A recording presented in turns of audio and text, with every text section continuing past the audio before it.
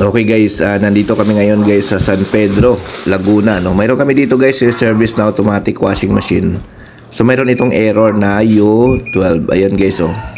U12 error yung lumalabas sa screen, no. So ito ngayon guys ang ating ayusin, no, para makapaglaban na ang ating customer, no. So yun.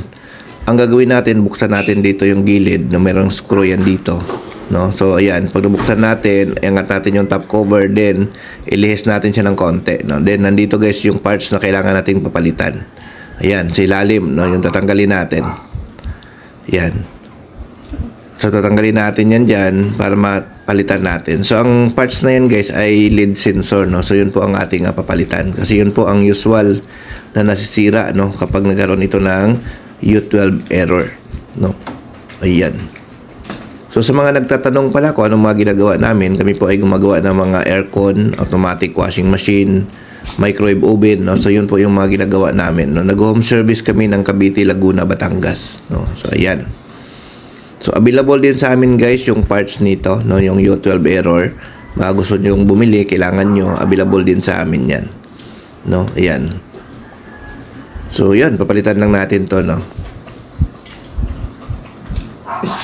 Ayan. So ito yun guys, yung parts na yan ang ating papalitan, no. Sira na ito pagka ganito guys, no. Ayan. So papalitan natin yan. Sira na.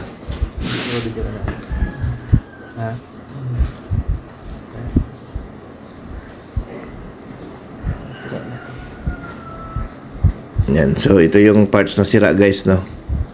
So yun po yung papalitan natin. Pinalitan na ito ma'am, di pa. Tawag dyan guys is lead sensor. Available yan sa amin kung kailangan nyo ng parts na yan. So yan. So ito yung kapalit niya guys, no. So bago pong ilalagay natin, no.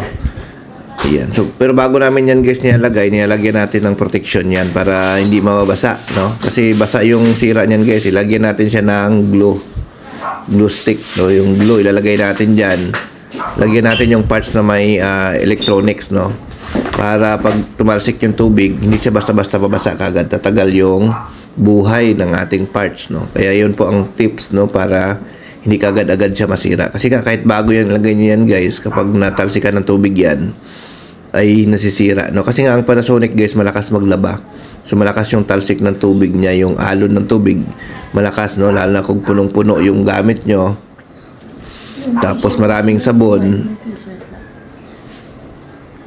talagang nababasa siya, no. So papasukin siya guys ng moisture, no, doon siya simula na masira, no. So normal yan guys na masisira siya, no. So kahit bago yan, pag natambahan niya nabasa, no, kahit bagong kabit, isang araw, dalawang araw, masisira kagad yan. So mas maganda kung may protection siya, no. So ibabalik na po natin to, no, dito sa ilalim.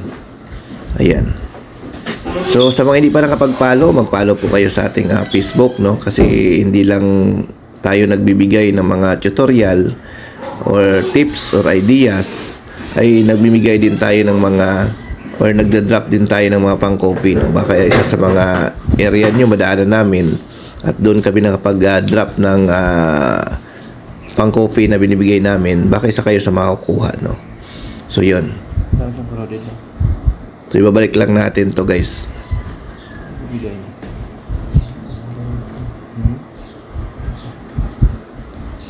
So yan. So ibabalik lang muna natin to.